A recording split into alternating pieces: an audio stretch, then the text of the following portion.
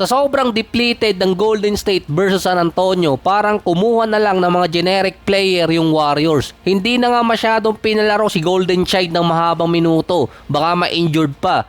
Isa pa doon, one-sided din ang game ng Warriors at Spurs.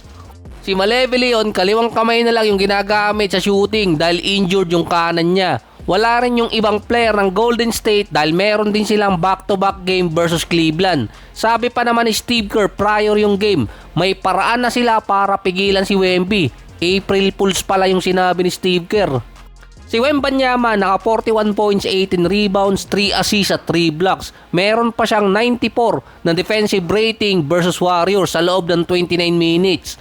Sa rating pa, 41% shooting ang Golden State kapag si Wemby ang primary defender or kahit pa secondary based sa NBA.com. So mababa yun para sa Warriors. Sa post-game interview based pa kay Wemby, kahit wala silang experience, maglalaro pa rin sila ng 100% sa playoffs at susubukan nilang manalo ng championship. Yan ang mga sagot, buo ang loob katulad ni Wemby. Siya lang ata yung player ngayon na virtually naghahabol ng lahat mula awards hanggang championship. Yung ibang veteran player parang pakipot pa kung sumagot. Sasabihin gusto lang nila maganda ang season or competitive pero ang habol pala malaking contract.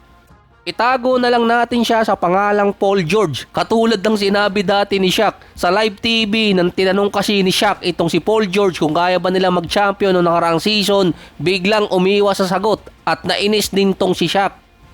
Kung ganito rin naman ka-healthy si Wemby, mukhang mahihirapan talaga yung kalaban nila kahit limited experience ang San Antonio.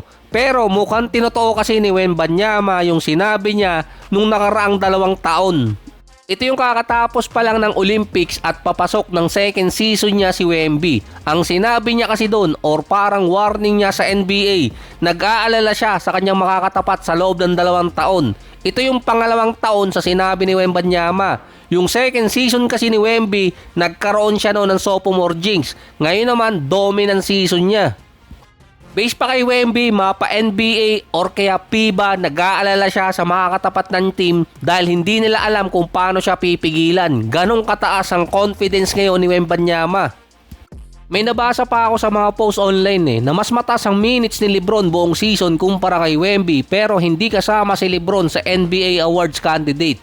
Yun pa nga ang nakakatakot kay Wemby. Limited minutes lang kung tutuusin ang nilalaro niya buong season pero nagdo-dominate pa rin sila sa kalaban. Kung tutuusin, para sa isang star player, mababa yung 29 minutes per game. Parang ang pang 6 man lang yun Doon kasi makikita na nag-iba na talaga yung NBA ngayon at yung Spurs at Thunder ang may bago talagang format na winning team para sa longer rotation. Sa East, wala pang idea ngayon kung sinong posible magtapat dahil number 5 hanggang number 10 pwede pang magpalit ng pwesto. Sa West, meron ng idea kung sino ang pwede magtapat sa first round. Yung San Antonio, 1.5 games away kontra sa Thunder dahil nasa San Antonio ang tiebreaker. Nasa 10-game winning streak pa ang San Antonio, may 6 games pang natitira at kaya pa nilang maka 60 wins.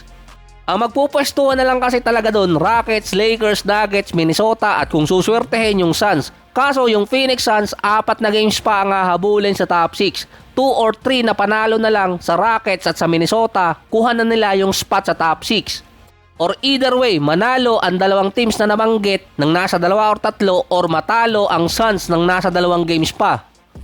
Ang Lakers so far number 3 ngayon sa standing, susunod sa kanila yung Nuggets. Ang Lakers most probably ang poproblemahin nila papasok ng playoffs yung kanilang defense. Nag-improve naman ang bahagya pero iba pa rin kumpara sa Houston at Minnesota. Ang tinuturong rason kasi doon, yung trio ni LeBron, Luka at Reeves. Offensively, mataas talaga si Luka kasama yung 2 pa nilang scorer pero pagdating sa defense, dun sila natatalo. So either Minnesota o Rockets ang makakatapat nila. Ang Minnesota na wala pa pansamantala si McDaniels. Hindi pa nila alam kung aabot ng playoffs. Big time player si McDaniels sa postseason dahil sa kanyang defense. Kung makabalik man si McDaniels, hindi rin alam kung fully recover na. Tuhod pa naman yung tinamaan sa kanya. Ang Rockets naman mostly ang issue nila walang playmaker or point guard. Kung si KD, ang Rockets naman, mostly ang issue nila walang playmaker at point guard. Kahit nanalo yung Rockets sa mga big time team or top contender, nakikita pa rin doon na issue talaga sa kanila yung facilitator or main point guard nila. Mukhang matutupad pa yung pangarap nila na makatapat yung Lakers kasi nga daw yun daw ang may weakness based sa mga report. Kaso tatlo ang point guard or playmaker meron ng Lakers.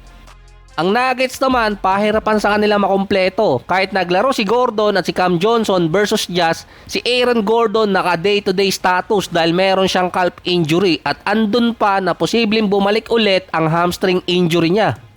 Mukhang siya ang susunod kay Chris Middleton dahil si Middleton yung player na maalalang naglaro ng may injury mula February hanggang playoffs noong 2022 at ito din yung mukhang siya yung susunod kay Chris Middleton dahil si Middleton yung player na maalalang naglaro ng may injury mula February hanggang playoffs noong 2022. Ito rin yung huling taon na umabot ang Bucks ang second round at nung sumunod first rounder na. Lumala kasi ng lumala yung injury ni Middleton. Hindi niya kasi ipinahinga habang may injury. Si Aaron Gordon noong last playoffs, pinilit niyang maglaro pa rin kahit matindi na ang injury niya sa hamstring. Umabot sa season. Si Aaron Gordon last playoffs, pinilit kasi niyang maglaro kahit matindi na yung kanyang hamstring injury. Umabot pa hanggang ngayong season ang kanyang injury na parang nakaka 30 or 35 games pa lang siya.